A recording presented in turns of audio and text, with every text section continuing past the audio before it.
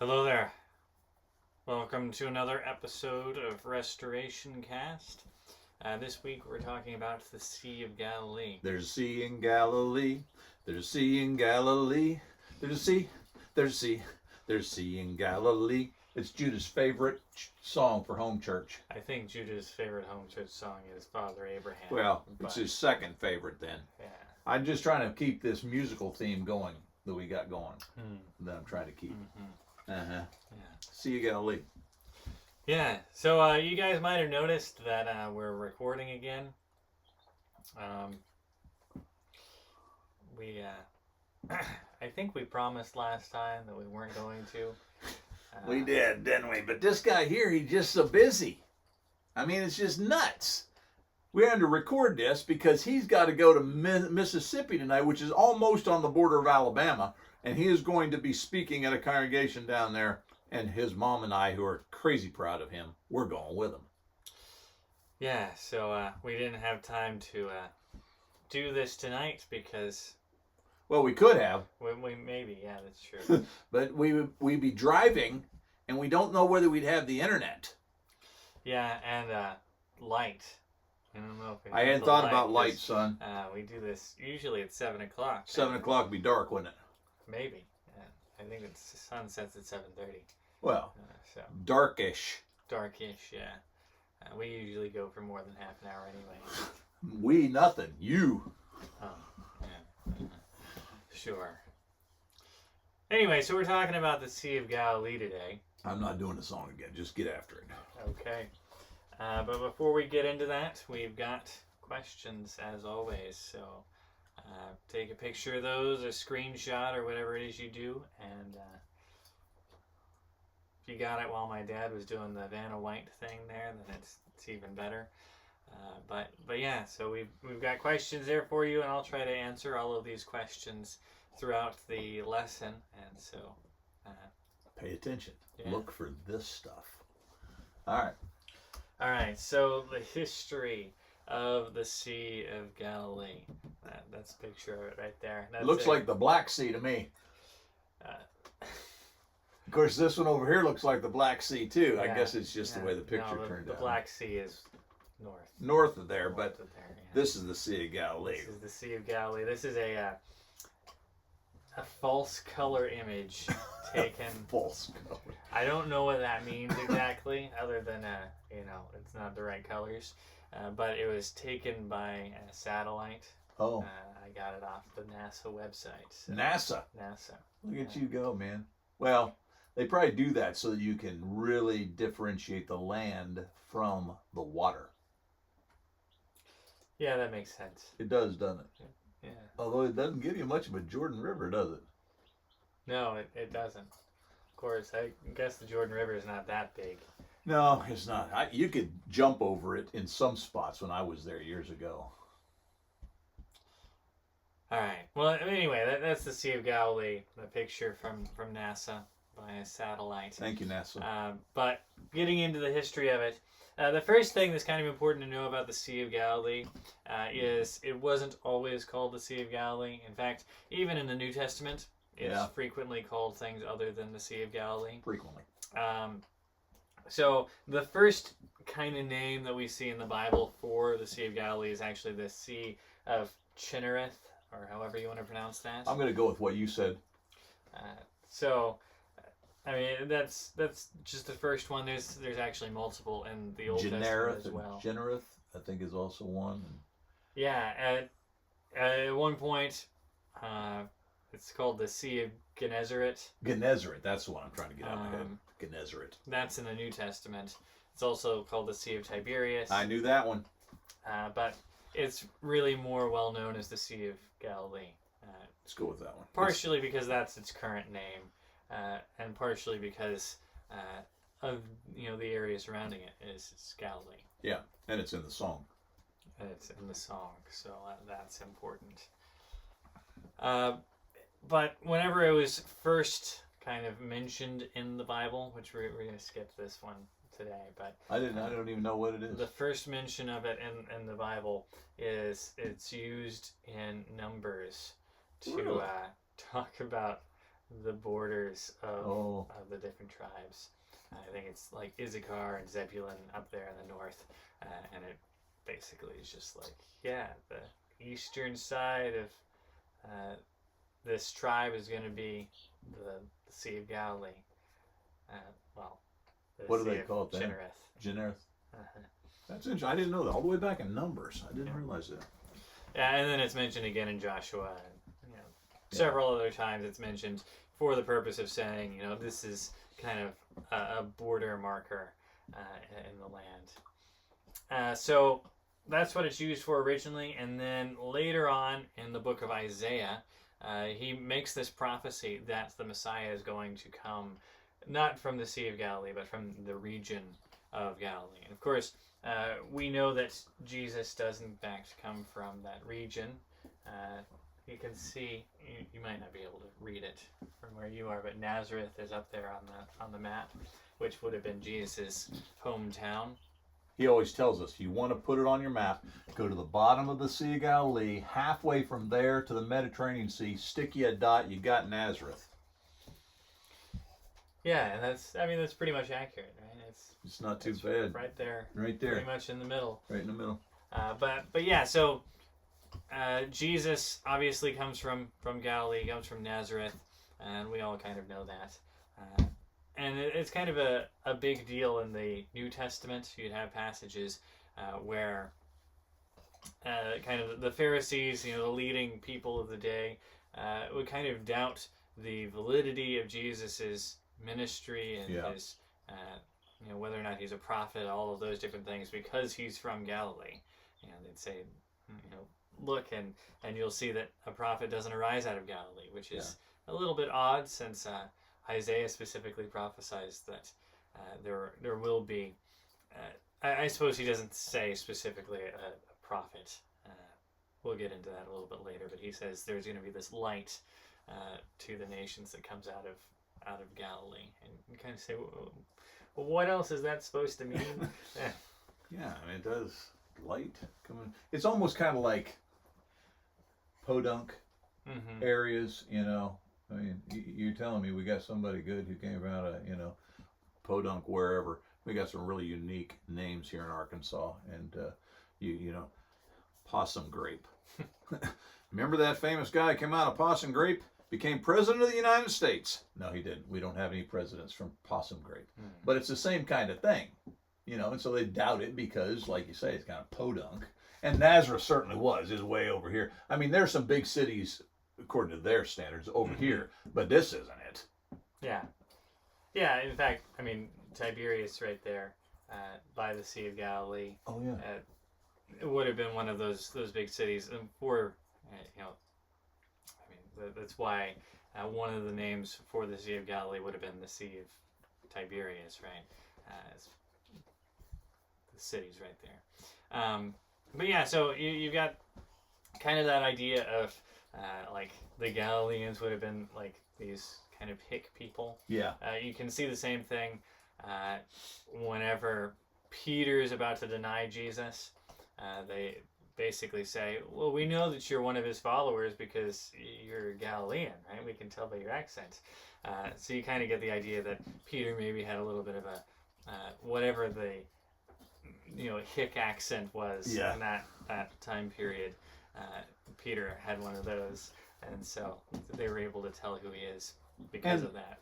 And being that it's kind of divorced from the lower region where you get Jerusalem, the temple, the epicenter of Judaism, and this is up north, it's kind of like you guys are the ones, not specifically like Samaria, which would be the wasteland in between, but kind of like that. You guys are the foreigners. You might be Jews, but you're certainly not, the most educated, because those folks live down here near Jerusalem. Yeah, exactly. So you definitely got that idea of the more educated people, the city people would have kind of looked down on people from Galilee. And yet Jesus chooses to come from Galilee rather than from the big city. So you kind of got some of the character of Jesus there, I think.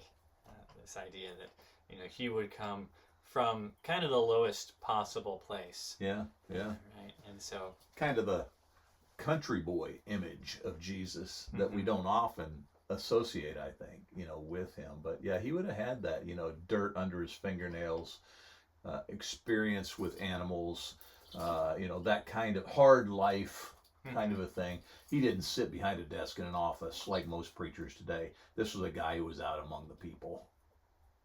Yeah, and so Jesus is from Galilee, and then what you also see is that most of his disciples are also from Galilee. I can't think of any that aren't, actually. Maybe Judas. I don't know where Judas came from. I don't either. I know where he ended up. But you kind of get this idea that a lot of the disciples are from this area. And specifically, Jesus calls Peter, James, John, and Andrew from right on the Sea of Galilee. Right, they're fishing in the Sea of Galilee. They're in Capernaum, or Capernaum, or however you want to pronounce it. That's kind of where Jesus sets up shop. We'll look at that also later.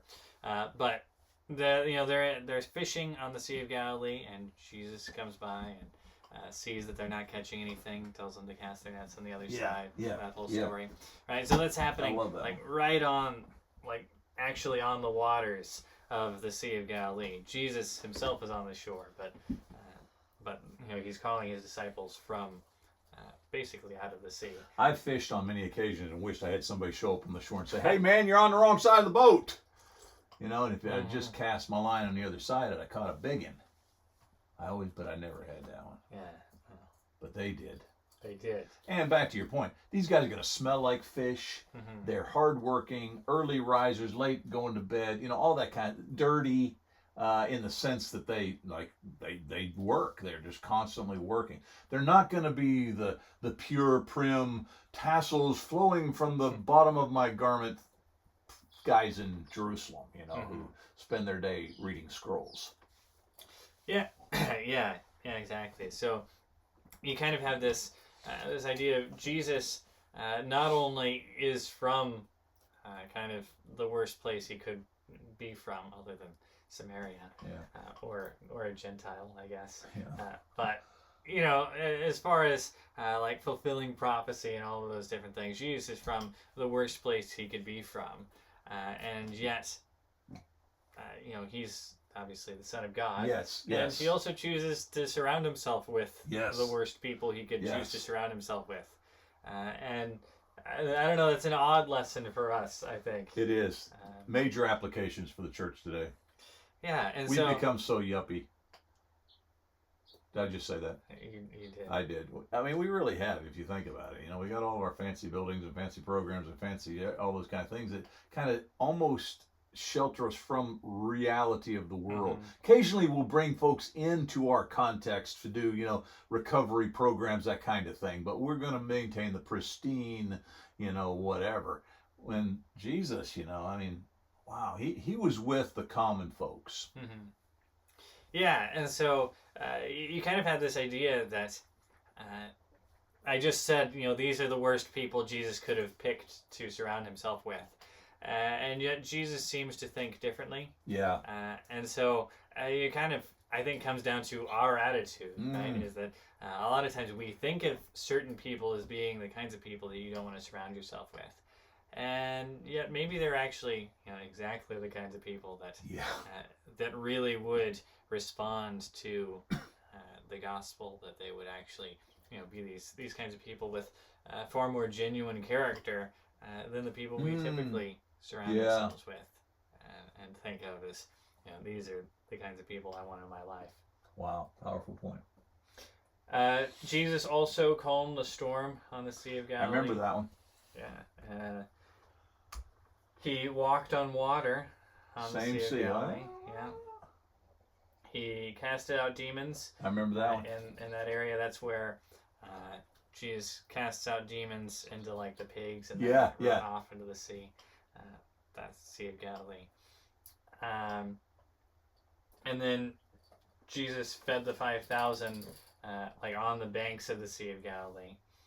And Jesus appeared to his disciples after his resurrection. So there's a lot of history about the Sea of Galilee. And pretty much all of it surrounds Jesus, right? That's after Jesus's death and resurrection, and his ascension. After all of that happens, the disciples don't seem to really go back there. Right. And I mean, probably they do, and it's just not really brought up. But it really starts off in the New Testament as like this very important place that pretty much everything that happens in the Gospels, outside of things that happen in Jerusalem, happen in Galilee. Right. And yet there's not a lot that happens after the Gospels in Galilee for some reason. And I don't really know what that's about, but for some reason it seems to be kind of how it happens. So they start the church in Jerusalem, and then spread out to Judea and Samaria, and go to the ends of the earth, as Jesus points out, and yet there's no mention of Galilee for some reason. Anyway, so that's the history of Galilee. Our first mention, which, as I pointed out, isn't the actual first mention of Galilee, but this is the first one in the New Testament, or at least of the Sea of Galilee. Galilee itself is mentioned before this, but the first mention of the Sea of Galilee is in Matthew chapter 4, verses 12 through 17. It says, "Now when he," that is Jesus, "heard that John had been arrested, he withdrew into Galilee. And leaving Nazareth, he went and lived in Capernaum by the sea, in the territory of Zebulun and Naphtali, so what was spoken of by the prophet Isaiah might be fulfilled. The land of Zebulun and the land of Naphtali, the way of the sea, beyond the Jordan, Galilee of the Gentiles. The people dwelling there have seen a great light. And for those dwelling in the region and shadow of death, on them a light has dawned. From that time, Jesus began to preach, saying, Repent, for the kingdom of heaven is at hand." So you kind of get this idea that Jesus goes and he lives in Galilee specifically so that this prophecy can be fulfilled. And it's kind of interesting. It's specifically talking about Jesus moving to Capernaum, which it mentions is right there by the sea. All right, so this is kind of a fishing town. But it mentions Jesus goes to live in Capernaum specifically so that he can fulfill this prophecy. And I don't really know why that is, because Jesus was already living in Nazareth, which is in Galilee, which seems like it would fulfill that prophecy. But I don't know. Anyway, Jesus goes and he lives in Capernaum, and then it says, this prophecy. And again, we have this idea that Jesus is doing all of these things specifically to fulfill prophecies. Right at the beginning of his ministry, that seems to be kind of the point of all of these different things that Jesus is doing. Is the Old Testament spoke about me, and so now I'm going to come and I'm going to fulfill the things that are said about me in the Old Testament. This prophecy is in Isaiah 9, by the way. But Jesus even says that at the end of his time on earth in, what is it, Luke 24, maybe? Could be. It's the last chapter of Luke, whatever that is. As the disciples are going to the road, they're on the road to Emmaus. Jesus meets up with them, and they don't know that it's him, and yet they're kind of talking about Jesus and all of these different things. And Jesus explains to them all of the things concerning himself, starting with Moses and the prophets. And he basically, it says he goes through the entire Old Testament explaining to these guys the fact that it's about him. Right? And that's kind of the idea that we get from this passage, is that Jesus knows the Old Testament. He has read all of these prophecies and recognizes that they're about him, and so he goes and he starts fulfilling them, one right after the other. Right? That is Luke 24, by the way. You did good. Well, thank you. So Jesus goes and he lives in Capernaum to fulfill this prophecy. What's and pretty? Then, It is. And then we've got our last mention of the Sea of Galilee, which is, again, in the Gospels. So John chapter 21, verse 1. After this, Jesus revealed himself again to the disciples by the Sea of Tiberias this time, which is the Sea of Galilee. And he revealed himself in this way. So Peter and some of the other disciples are like going out to fish, like they do. Kind of seems to be the idea is like Jesus is gone and we don't know what's going on here, and so we're just going to go back to what we were doing before, that kind of thing. And so they go out to fish, and they're fishing all night and they can't catch anything, just like in the beginning. And at daybreak, this man comes walking along on the seashore and tells them to cast their nets on the other side. Look at there. And so they do, and it's so heavy they can't pull the fish into the boat. And so Peter recognizes, oh, this is Jesus, and he jumps out of the boat and swims to shore to meet Jesus. After this, Jesus cooks them breakfast, and then he has this conversation with Peter where he basically says, feed my sheep. Right. Peter, do you love me? All of those different things. Basically forgiving Peter for denying him 3 times. And it's a cool story because essentially what's happening in this story is Peter has made this huge mistake. Essentially, Peter has actually fallen away, right? And so Jesus goes and he basically just recalls Peter in exactly the same way that he called him. That is cool. In the beginning. He starts the story right back over. And you also kind of have this idea of Jesus has started his ministry. He started fulfilling prophecy, all of these different things in this place. And now it's all come to fulfillment. And so where do we find ourselves? Right back where everything started, right? Yeah, that's good. And so you kind of have this cool, circular pattern to how the gospel works here.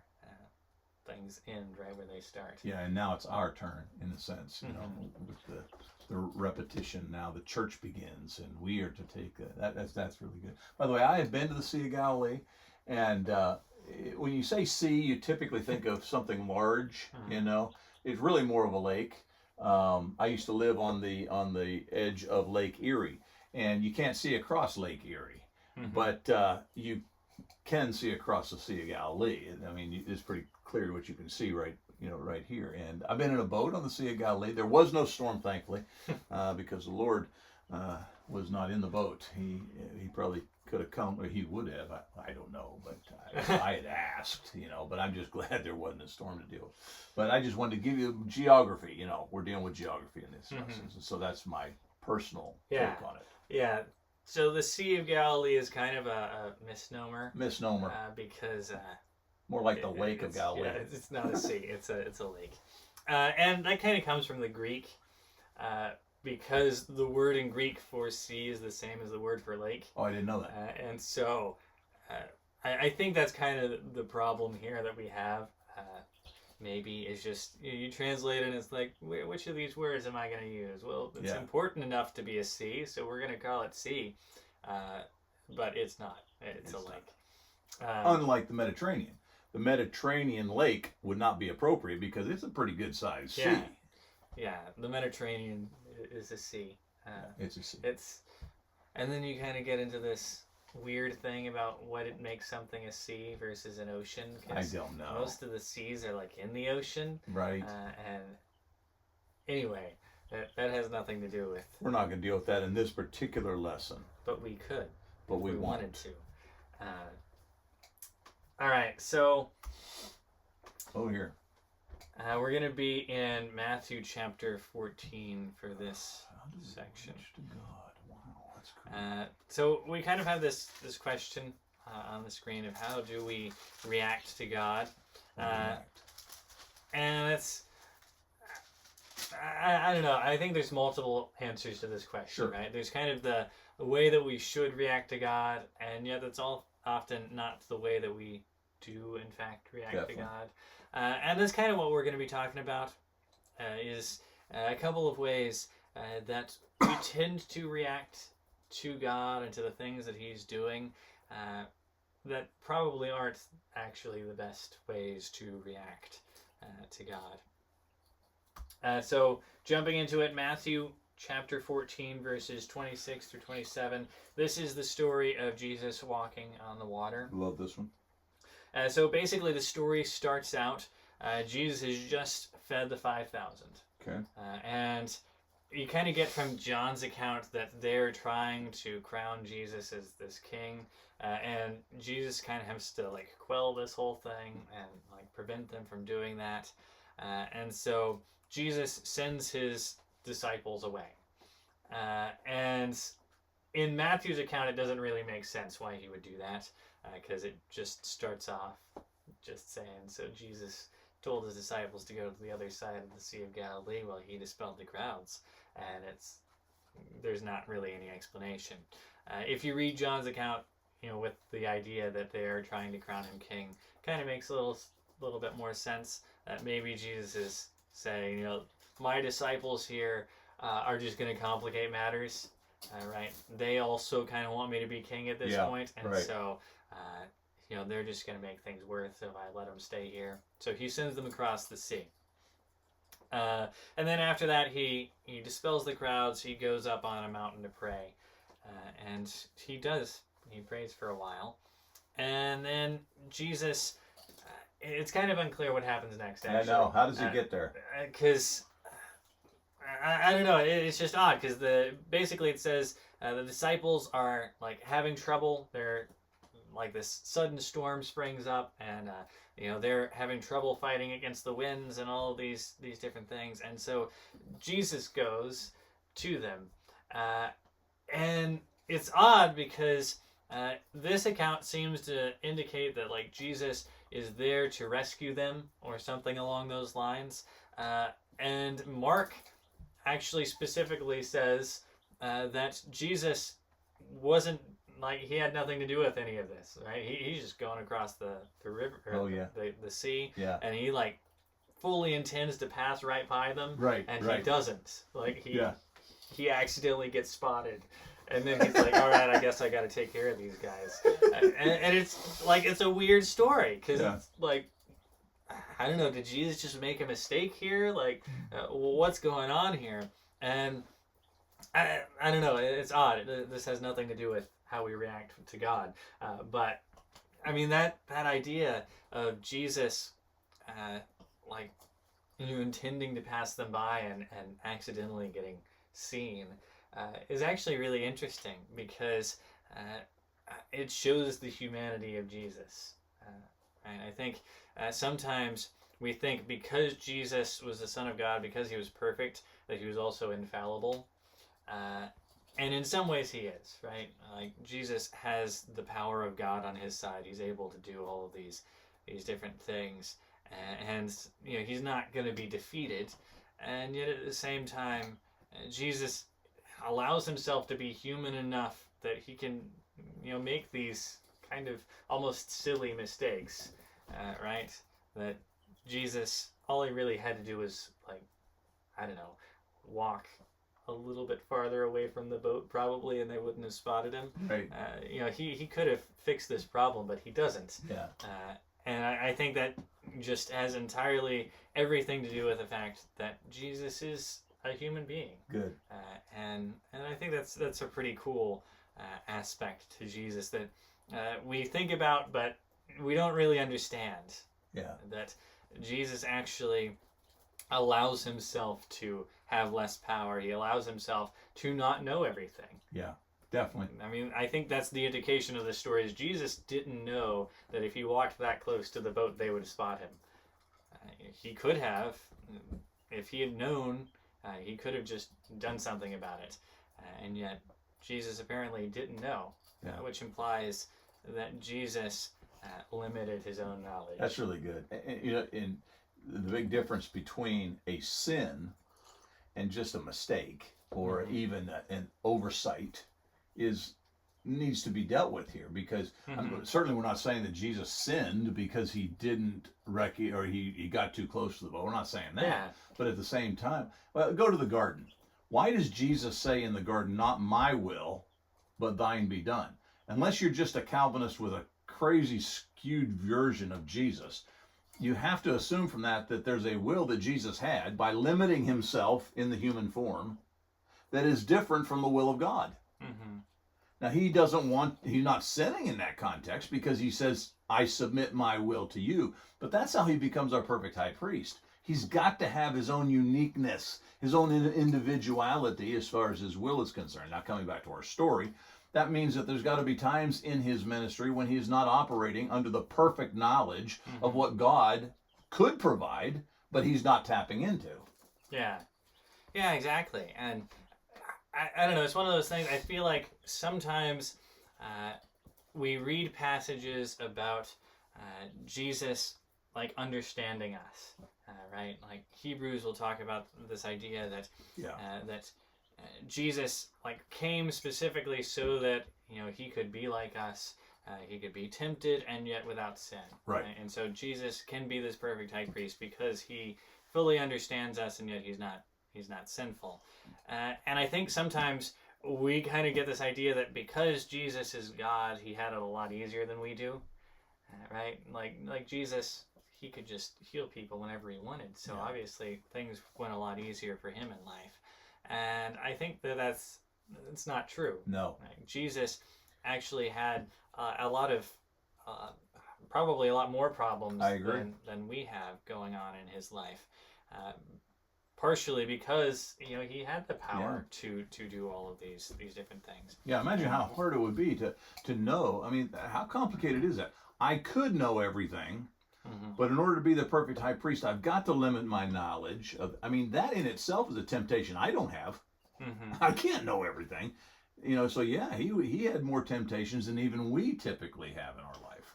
Yeah, exactly. And I can't think of a single example other than maybe Jesus walking on the water of Jesus actually using any of his miraculous powers to help himself. Right? He's constantly helping other people. He's constantly going and doing things for other people, healing them, and all of these different things. Wow. But the devil tempts Jesus to make a loaf of bread out of a rock, and you kind of say, where's the sin in that? Could it be that it's just Jesus recognizes that he can't use his power for selfish reasons? Yeah. He has, infinite power, and yet he has to limit himself. And again, like you said, that's a temptation that we don't have. Right. And yet it is a temptation That Jesus had. Yeah, exactly. Yeah. All right, so Jesus is walking across the water, and the disciples see him, and immediately they react with fear. So this is Matthew 14, verses 26 through 27. Says, but when the disciples saw him walking on the sea, they were terrified and said, it's a ghost. And they cried out in fear. But immediately Jesus spoke to them, saying, take heart, it's I. Do not be afraid. And I think this kind of goes into something that we do a lot, which is reacting with fear to God. Typically, we're not like seeing God and thinking, "Oh man, it's a ghost." That's, I feel like, kind of exclusive to this story, which kind of makes sense.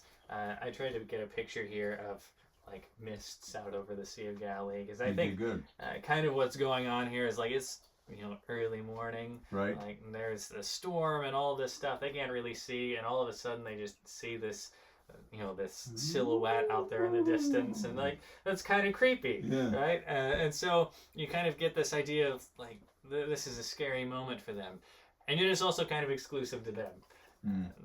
This kind of thing doesn't really happen to us, but we often do react to God with fear in other ways. Certainly. Specifically, I think we react to God with fear of what is he going to ask me to do. Right? That Jesus often asks us to do things that we don't really want to do. That scary things, honestly, and we're called to react to these things. Really not with fear, I would say, rather with peace. because that's ultimately kind of what Jesus comes to do in this story.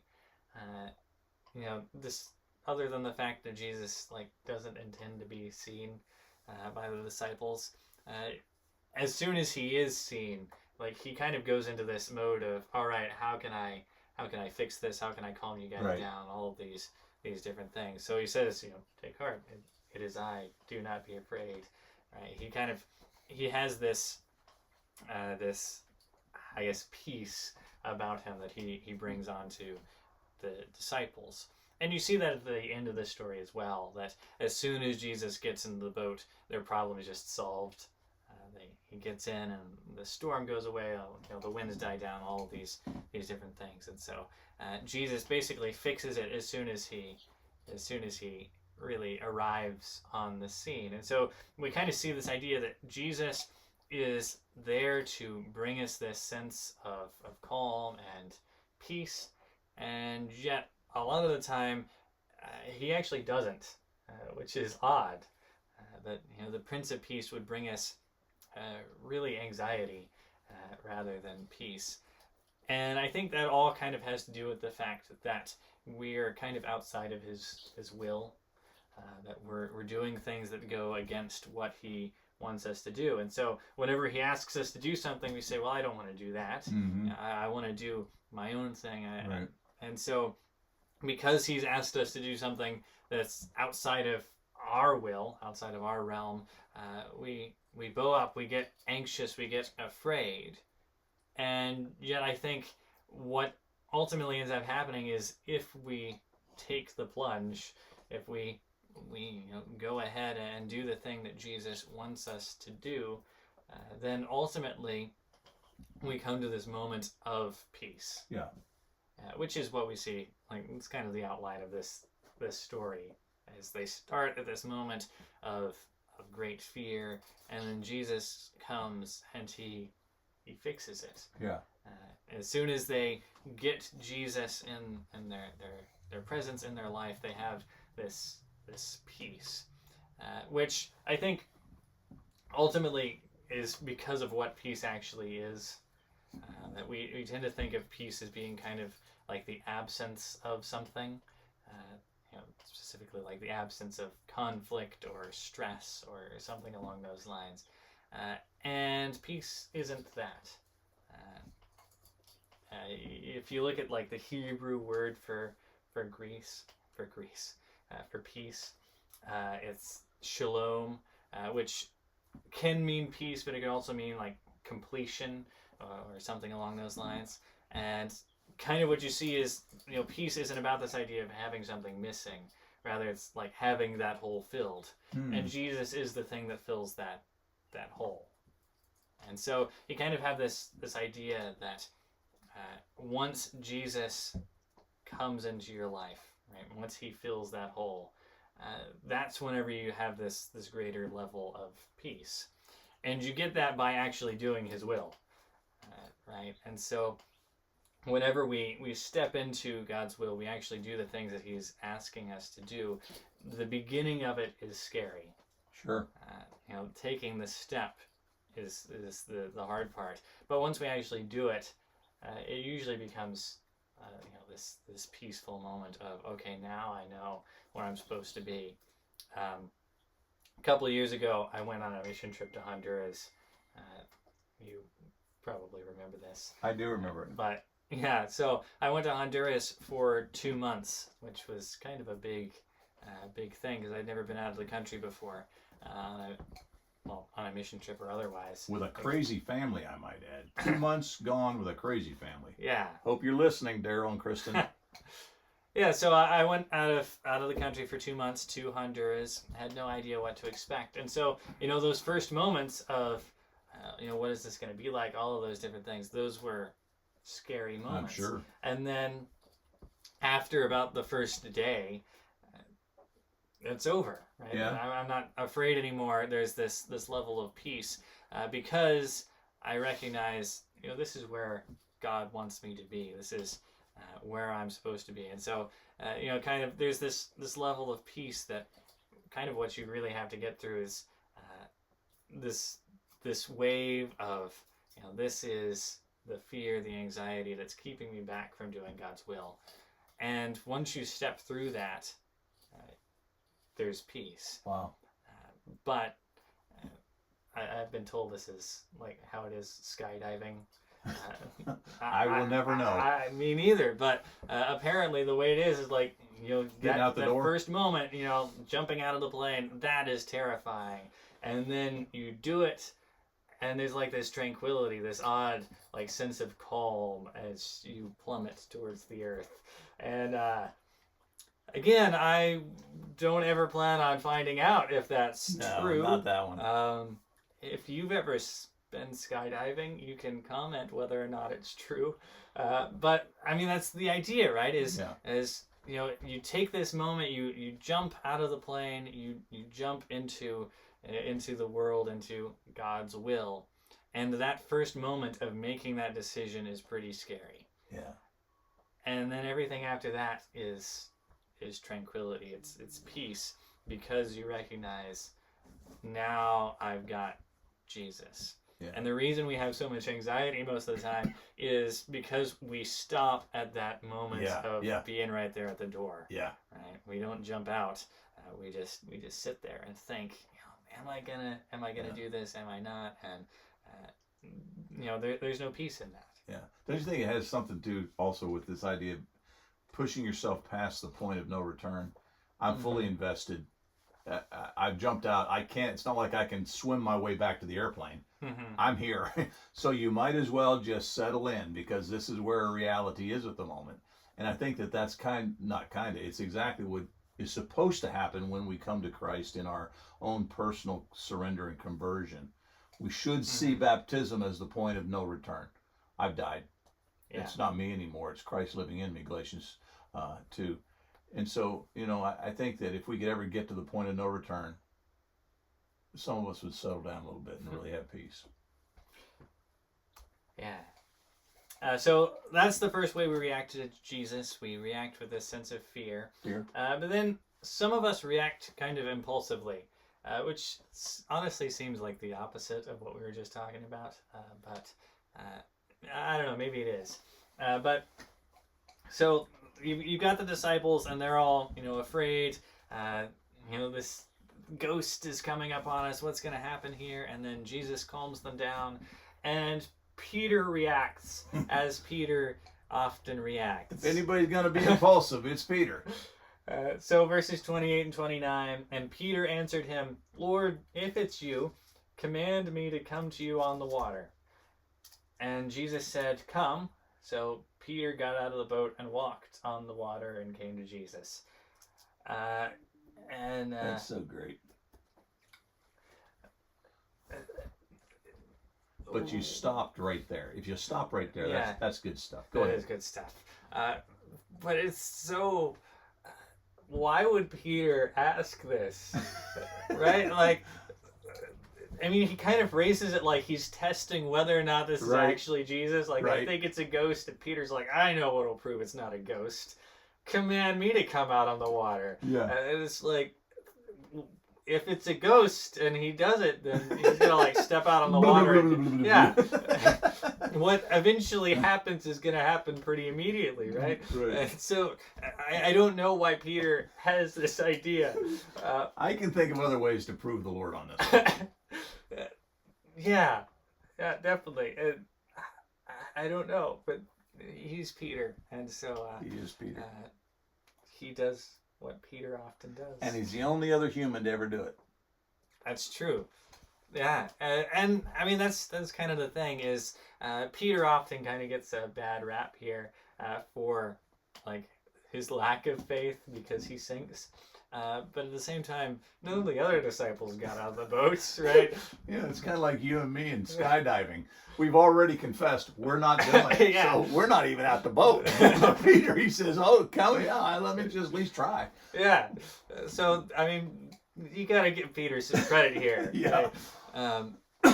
But at the same time, we kind of have this idea again of like reacting impulsively, which, as we've pointed out, is kind of what Peter does all the time.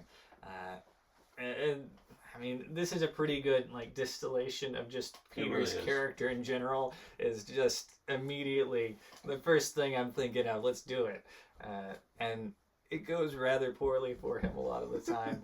I love the story of the Transfiguration because there's this moment where it says that the disciples, well, you know, Peter, James, and John, they don't know what to say. And then Peter just starts talking. Yeah. And it's like, if he didn't know what to say, why is he saying something? Like, Again, impulsive. Yeah, definitely. And what he says is wrong. Like, Yeah. Right? Like, he gets rebuked for saying it. And so, Peter's kind of dumb. But I think there's an application there. Maybe you're going to go with this, but you know, I think we do react impulsively, and I'm not sure that that's exactly what God desires of us, because it does, like you say, often end poorly for Peter when he acts impulsively, and it's also kind of a, I don't know if this is a good word, a ditzy moment. You know, it's not thought through, and you got to ask yourself. Although we give him credit for having enough faith to get out the boat, is it really deep faith, or is it, like you say, just an impulsive moment of I'm just going to try, you know, throw everything to the wind and let's just go with it? Yeah, exactly. And I feel like this is most of the time Christians find themselves in one of these two states. Yeah. I feel like we're either are like frozen with fear and can't do the will of God because of how afraid I am, which is the state I find myself in most of the time. Or we're impulsive and do something that probably isn't actually God's will because we think it might have been, and we kind of have this feeling. Let's just play with it and see. Yeah, exactly. And that's where I find most of my friends at Bible college, if I'm being totally honest.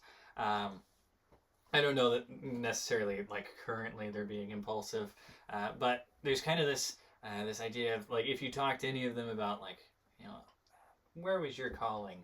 They're going to tell you the story of, like, this emotional moment that I had that eventually led to me saying, I ought to go to Bible college. Right. And not to say that that's a bad thing necessarily, but it seems rather impulsive to say, I heard this really good sermon, or I was, with my youth group on this service project, or I was at Bible camp or something along those lines. And because of that emotional moment I had, I decided, well, I'm just going to, I'm going to choose what I'm going to do for the rest of my life based on this emotion that I'm having in this moment. Wow. And that's not what Jesus, I don't think that's what Jesus really wants from his followers. I agree. Because in Matthew chapter 8, there's this story of this scribe coming to Jesus and saying, hey, I want to be your follower. Rather impulsively. Yeah, and Jesus, he doesn't say no, but no. His immediate response is, okay, well, I have no place to lay my head, right? Like, what is it? Foxes have their holes, and some other creature. Nests. Birds have their nests. There we go. Yeah, but the Son of Man has no place to lay his head, right? He just immediately says, okay, you can follow me, but know this, you're not going to have a permanent dwelling place if you do that. And you kind of say, why would Jesus do that, right? Actually, you have like 3 of those stories of Jesus, having somebody come up to him and say, I want to follow you, and Jesus immediately going, okay, but count this cost. Have you thought this through? The guy comes to him and says, I want to bury my father. And Jesus says, let the dead bury their own dead. He doesn't say, no, you can't be my disciple. Rather, he says, okay, but think this through first. Right. And this kind of seems to be the implication that all of them thought it through and said, okay, I don't want to be your disciple. Yeah, now that you make me think about it. But Jesus definitely, he has this, I don't know what to call it exactly. Screening process? I guess screening process would work. But, there's just this idea that Jesus wants us to be these people that think through our actions. I agree. I've often thought of those stories as well. And I thought to myself, from a man who's been in ministry all of his life, somebody comes to me and they say, I want you to have a Bible study with me. Or I want to follow you into the mission field, right? My first, come, I don't get that married very often. Just come on, and I'm all excited about it. Jesus doesn't seem to be that guy. He seems to see through that impulsive nature and say, okay, Now let's just have a conversation about this. Have you really put all the figures together? Have you thought this thing through? Because like you say, he's training people, these disciples, he's training people for a lifelong ministry, not a flash in the bucket kind of a moment of emotional sensation. We've got to, like you say, I think, we've got to make our decisions based upon a real journey with Christ, not an impulse moment. Yeah, exactly. And so I think this can be a lesson for people that want to be ministers to say, think that through. Yeah. And if your life actually is leading up to this moment of you making this decision, then it's probably a good decision to make. Or go through and talk to people that you trust and get their opinions, all of these different things. Pray about it for a while. Don't just make this decision on a whim and then decide, this is what I'm doing for the rest of my life.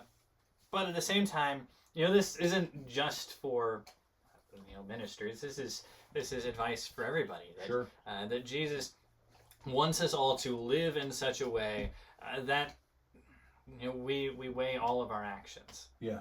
That's why Jesus would say in the Sermon on the Mount, "Let your yes be yes and your no be no." He's essentially saying, everything that you say, I want you to have thought it through enough that you can legitimately say, yes, I will do that. Yeah. Or no, I will not do that. And it just is the truth. Yes. So many impulsive people end up doing I swear on my mother's grave. And you say, if you're not an impulsive person, you shouldn't have to do that because you've thought it through. Yes is yes, no is no, and that's where I stick with it. Yeah, exactly. It's kind of the power of maybe. Yeah. Let me go think through this for a while, and I will come back to you with my answer. Yeah. And if Jesus can say that about a simple yes or no question, then what does that mean for the rest of our lives, right? And that Jesus obviously wants us to live our lives in such a way that we don't make any decisions impulsively. We live in such a way that we actually think through everything that we do. And again, this is kind of the opposite of what we just talked about, is that some people live in such a way that they think so hard about what they're going to do all the time that they're just frozen in place. And you kind of have to strike that balance of where am I supposed to be? Good point. Am I this person that can't do anything because of how much I've thought it through? Or am I this person that does the wrong thing all of the time because I never think anything through? Wow. And there's a place in between that you're supposed to be at. Amen. And yet, I feel like there's grace in all of this. I couldn't find a good picture of a storm on the Sea of Galilee. We'll go with this one. Apparently, they are frequent. They just pop up out of nowhere. But I found a Rembrandt. So, found a Rembrandt. Well, there you go. We're gonna look at this painting. Yeah, he was from Europe, so I'm sure he knew what the storms on the Sea of Galilee looked like. But it's a nice painting. It's a nice painting. So Matthew chapter 14, still verses 30 through 31. But when he saw the wind, this is Peter, when Peter saw the wind, he was afraid, and beginning to sink, he cried out, "Lord, save me." Jesus immediately reached out his hand and took hold of him, saying to him, "Oh, you of little faith, why did you doubt?" And so that is kind of Peter's downfall here, I guess. He's made this impulsive decision, and Jesus specifically says, "Oh, you of little faith," right? And so you kind of have this idea of, obviously, Peter doesn't have as much faith as it seemed like he had, because whenever he gets out of the boat, it seems like, oh man, Peter really has some faith going for him here, and Jesus doesn't say that. Yeah. Right? Jesus says, "Oh, you of little faith." Another point too that kind of side point, but impulsive people often are show-offs. I'm not saying that was Peter all the time, but I got a feeling that was kind of part of his character, that he just, nobody else will do it, I'll do it, kind of a thing. And so it kind of strikes at the wrong motives as well. You're not being impulsive in the sense that I'm just going to leap into the arms of Jesus because I have so much faith. I'm being impulsive because, hey guys, watch this. Mm-hmm. And I think that might play into this as well. Yeah, and you kind of wonder if that's what Peter's journey is all about, is kind of defeating that sense of pride within him. Because, like, by the end of the story, Peter doesn't seem to be really any less impulsive. I agree. We just talked about the story of Jesus returning and talking